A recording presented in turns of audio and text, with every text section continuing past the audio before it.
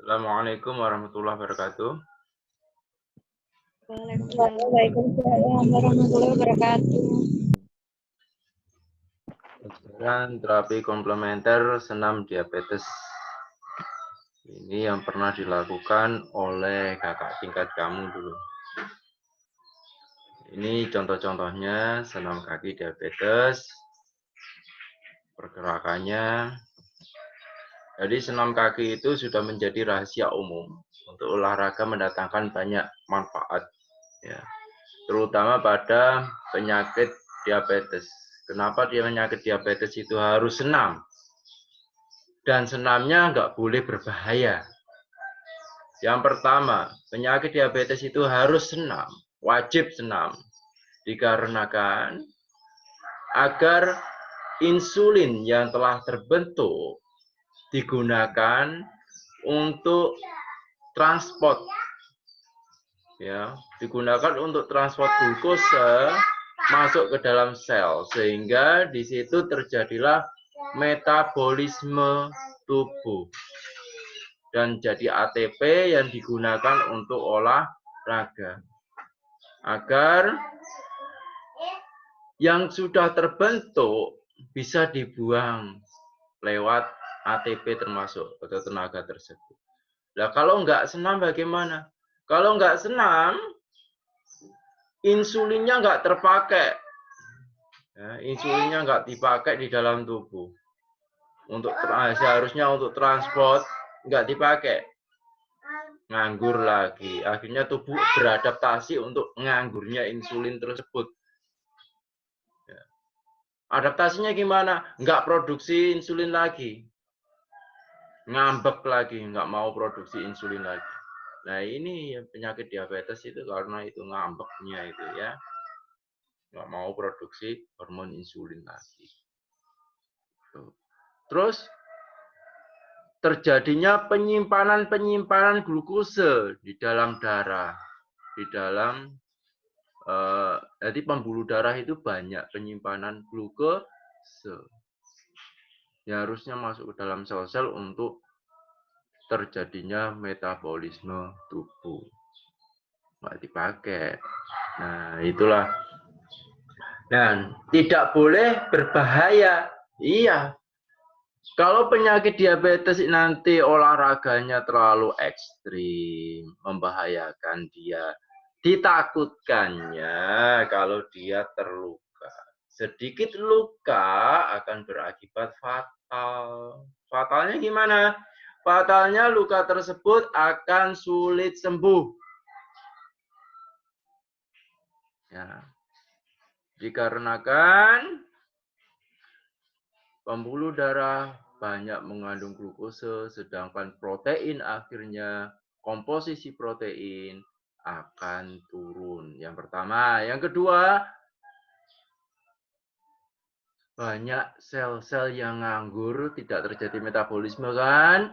Sel-sel yang nganggur, akhirnya sel tersebut mati. Atau lemah. Kalau itu terluka, sulit sembuhnya. Ya, biasanya ya tersering adalah luka di kaki, yaitu dinamakan dengan gangren. Lanjut.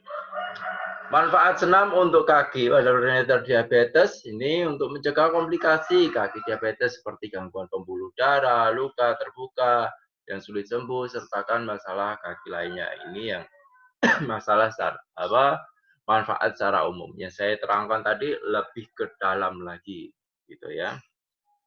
Berikut ini beberapa manfaat senam kaki pada diabetes. Yang pertama, memperbaiki sirkulasi darah yang mengganggu, memperbaiki kekuatan otot tungkai dan kaki, melatih sendi agar tetap lentur dan tidak kaku, mencegah komplikasi diabetes pada organ seperti pada mata, otak, jantung, dan ginjal. Ini kenapa kok begitu? Karena kalau nggak dipakai, banyak organ yang mati. Ya. Banyak organ yang mati kekurangan, ya, kekurangan makan, karena pembuluh darahnya banyak mengandung unsur glukosa. Tuh. Kenapa harus senam kaki? Selain bermanfaat, senam kaki sangat mudah dan praktis sebab dapat dilakukan di mana saja. Hanya butuh kertas, hanya butuh duduk. Kaki sudah bermain. Ya, itu namanya senam kaki. Praktis, bisa dilakukan di mana saja dan tidak berbahaya. Yang penting itu tidak berbahaya bagi tubuhnya si pasien yang menderita diabetes. Ini langkah-langkah untuk melakukan senam kaki. Lepaskan sepatu, kaos kaki, atau alas kaki lainnya. Jadi, delama istilah Jawanya ya. Ceker. Ya. Letakkan telapak kaki di lantai, pertahankan tumit di lantai, lalu gerakan jari-jari kaki ke atas dan ke bawah. Lakukan gerakan tersebut secara berulang setidaknya sebanyak 20 kali. Harus berulang-ulang secara kontinu. Iramanya itu yang terpenting iramanya teratur. Gerakan itu ya. Terus selanjutnya angkat telapak kaki kiri dengan bertumpu pada tumit. Tumit tetap menyentuh lantai. Lakukan gerakan memutar dengan telapak kaki ke arah luar setidaknya sebanyak 20 kali. Lakukan hal yang sama pada kaki kanan. Berulang-ulang secara teratur, bergantian antara kaki kanan dan kaki kiri. Nah, setelah itu angkat kedua kaki sejajar sehingga tungkai atas dan tungkai bawah membentuk garis horizontal lurus. Lalu kembali turunkan kaki, ulangi gerakan tersebut setidaknya sebanyak 20 kali. Gitu ya. Lalu kembali angkat kedua kaki sejajar sehingga tungkai atas dan tungkai bawah membentuk garis horizontal lurus. Gerakan kedua telapak kaki ke depan seperti hendak menginjak rem mobil. Ulangi gerakan tersebut setidaknya 20 kali. Jadi kayak kalau menginjak mobil kan berarti ujungnya itu ke depan ya. Setelah itu, angkat satu kaki sehingga tungkai kaki lurus, lalu gerakan kaki dan pergelangan kaki seperti sedang menulis angka 0 hingga 10 kali bergantian. Lakukan hal yang sama pada sisi kiri. Itu ya. Terus letakkan kertas di lantai, bentuk kertas tersebut menjadi sebuah bola. Dengan menggunakan kedua kaki, setelah berbentuk bola, rapikan kembali kertas tersebut seperti semula dengan menggunakan kaki. Lalu dengan tegap menggunakan kedua kaki, robeklah kertas tersebut menjadi dua.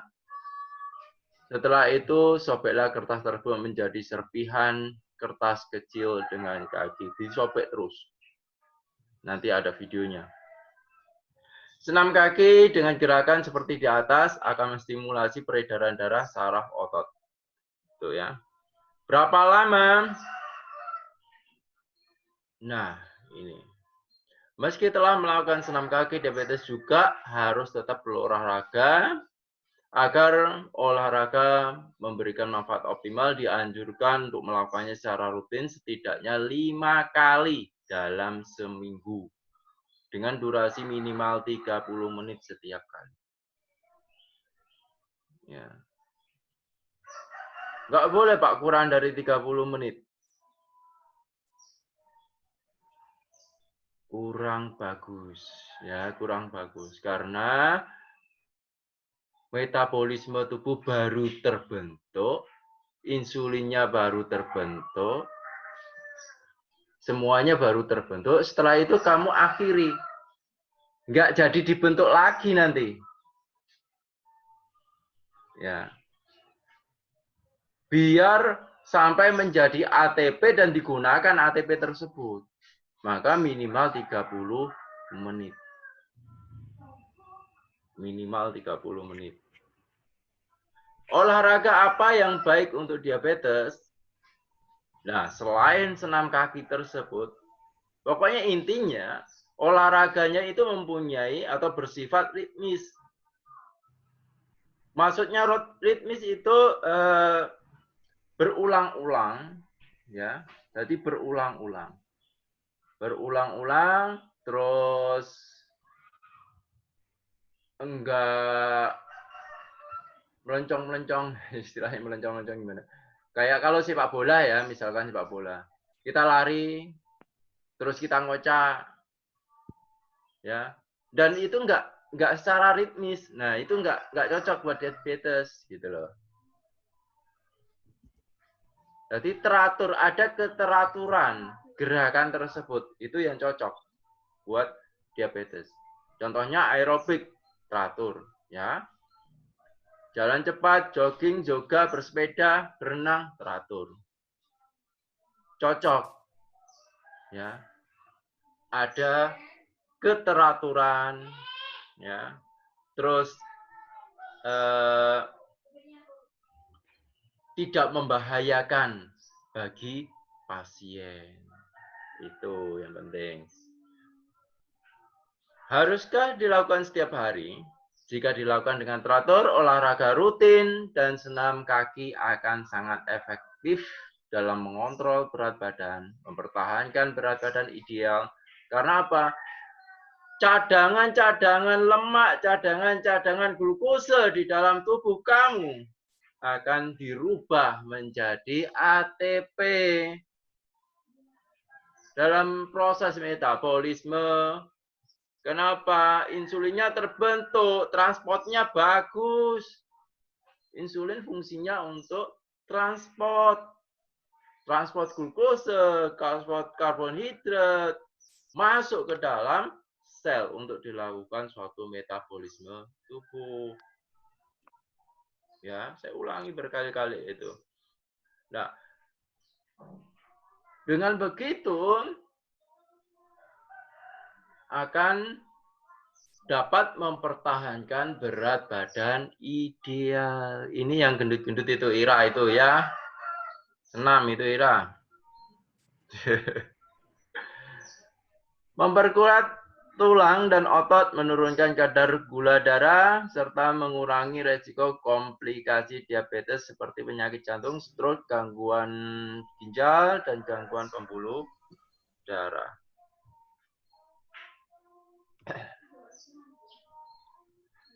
Jadi harus segera dimulai. Tunggu kapan lagi? Harus segera dimulai melakukan senam diabetes. Nah, ini dulu pernah dilakukan oleh Nurul waktu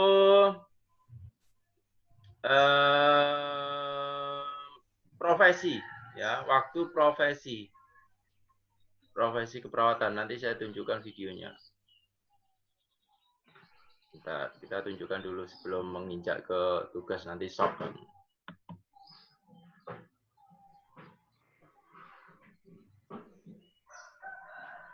Senam diabetes.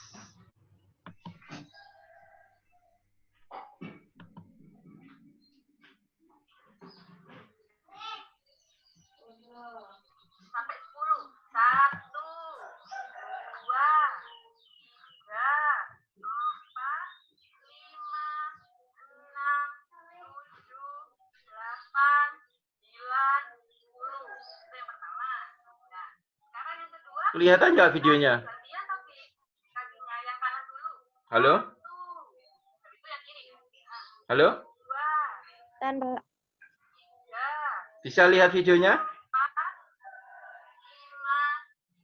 6, 7, 8. Sudah, sekarang diputar berlawanan dengan jarum jam. Jadi mulai dari yang kanan dulu. 1. Kelihatan, Pak.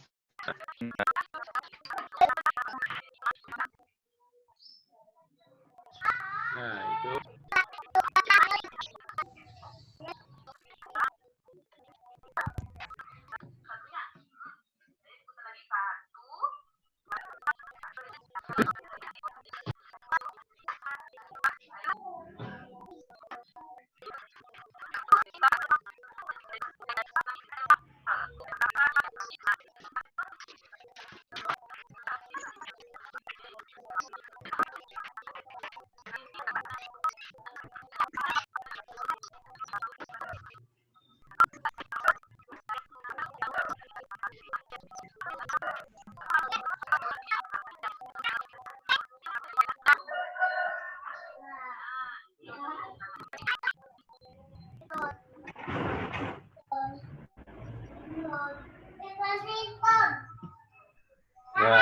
Seperti itu ya. Kita kembali ke PowerPoint-nya.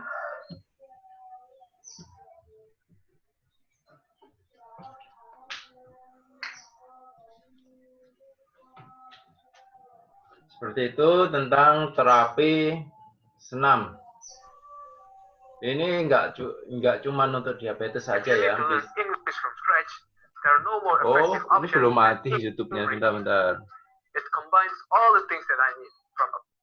YouTube-nya belum mati. Kita matikan dulu. Interesting content and effective method of learning. Oke.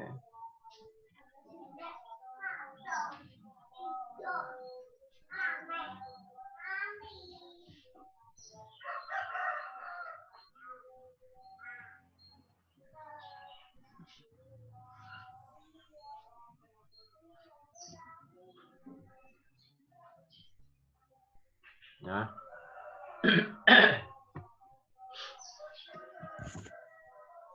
Nah, ini tugas mahasiswa. Dengar ya suara saya? Bisa dengar suara saya? Halo? Dengar. Oh ya. Ini tugas mahasiswa. Tiap mahasiswa membuat terapi komplementer. Semuanya ya. Semuanya membuat. Jadi nggak cuman yang sudah bayar boleh buat, yang nggak bayar nggak buat. Nggak gitu. Ini semuanya harus buat wajib. Karena untuk menambah nilai kamu. Lihat aja kemarin itu saya penambahan nilai kamu dari mana terusan. Kalau nggak ada tugas. Ya. Itu, ini nanti kan bentar lagi juga ujian. Jadi ini wajib semuanya. Untuk terapi komplementernya bisa akupressure dan lain sebagainya. Yang terpenting adalah kamu bisa memberikan ke masyarakat itu, dan masyarakat itu bisa menirukan kamu. Itu yang terpenting. Terus yang kedua, terapi yang kamu berikan, ya, terapi yang kamu berikan, ini Ira baru masukin.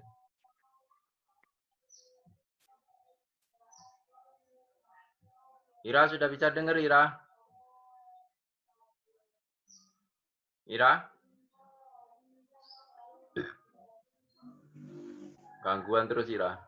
Keluar masuk, keluar masuk.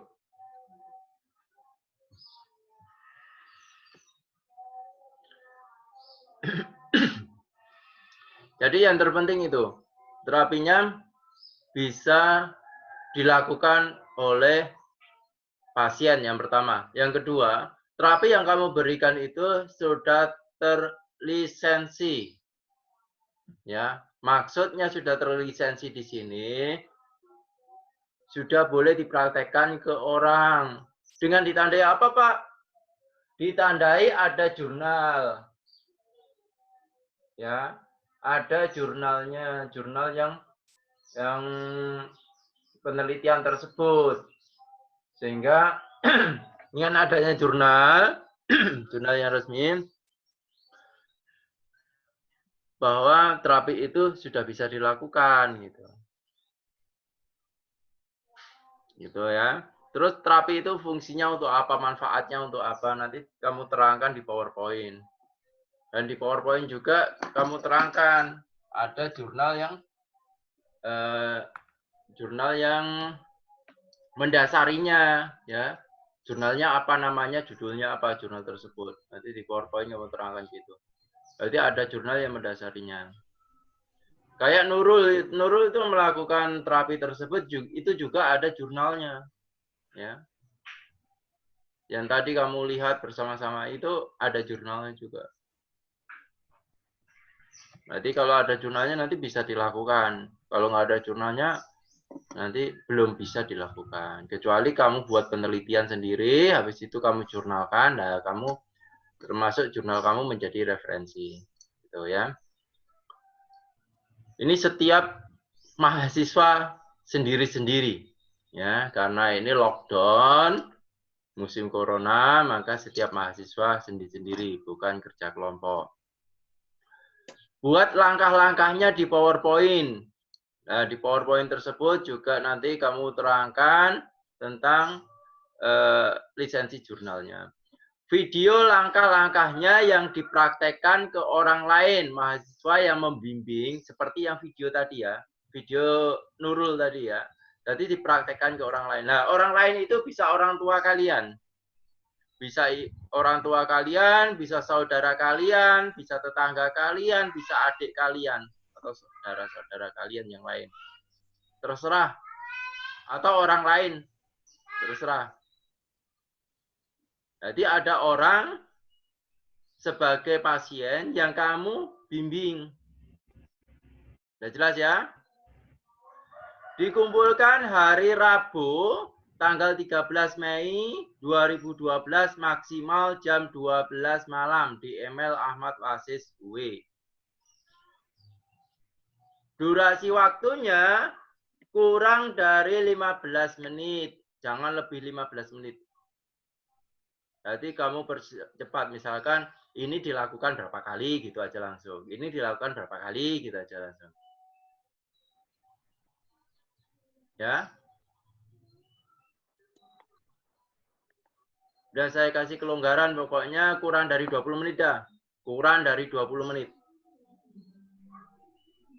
Jangan lebih dari 20 menit. Nanti ngirimnya ke email kamu kesusahan. 20 menit itu aja kamu nanti harus ngompres ya, pakai zip atau WinRAR.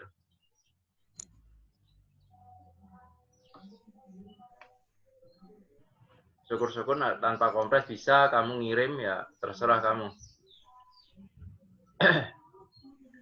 Cukup jelas? Iya. Kalau cukup jelas, saya akhiri. Selamat belajar dengan enjoy ya, tetap dengan enjoy. Persiapkan pembelajarannya, mulai dibaca-baca, dan bentar lagi ujian. Kalau ada pertanyaan, langsung chat aja. Akhirul kalam, wassalamualaikum warahmatullahi wabarakatuh. Waalaikumsalam warahmatullahi wabarakatuh.